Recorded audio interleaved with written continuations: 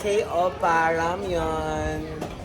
Andiyan siya. Ay, ayun si kaibigan ko. Ayun na siya, oh. Ayan.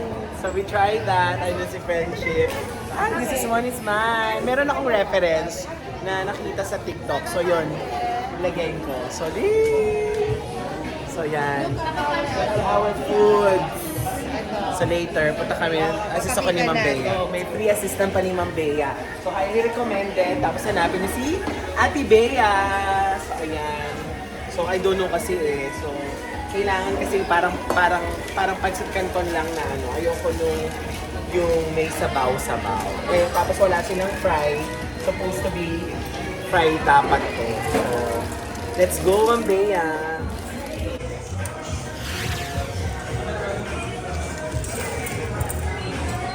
Saan natin siya i-drain? Saan?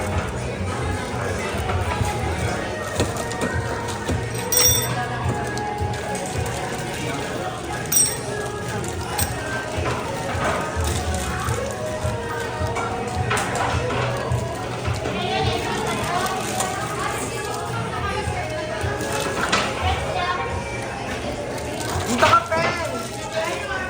Ito.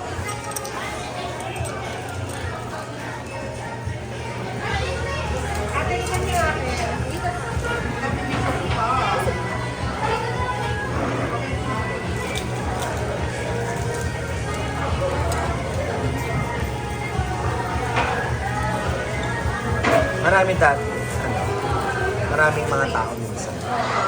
Marami pa kapag Mga estudyante.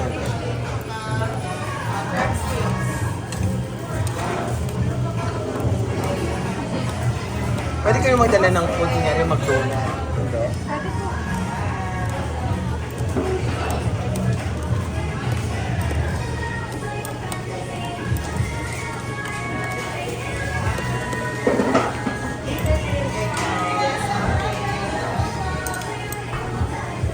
mas mamaya na po natin kailangan. Pagkatapos po. Ayan yan. Dan po natin. Ay, the drink. Alright, girl. So happy. Para may oras.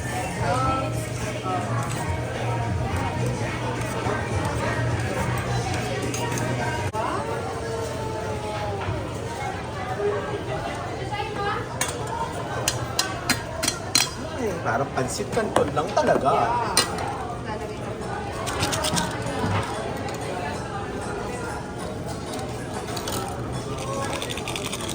Ay, Dini girl. Ano yun? M3? Ay, sige. Mas matagal yun. Hindi naman yun.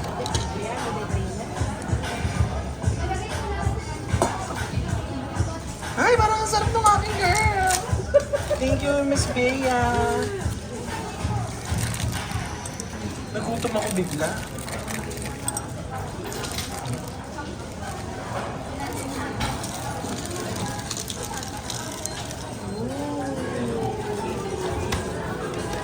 Huwag masyado maraming water. Ayoko na nga. Parang gusto ko na yung parang pansit canton. Ay, ang bango!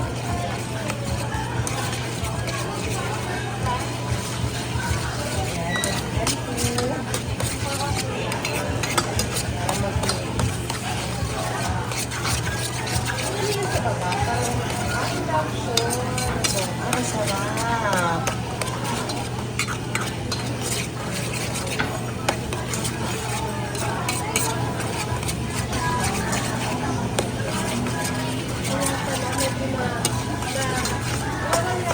Ay, dali pala yung ginagawa ko. Okay na. Pwede yung wala masyadong sauce? Or sauce na? Ano ba pag dito? Nandito kami ngayon sa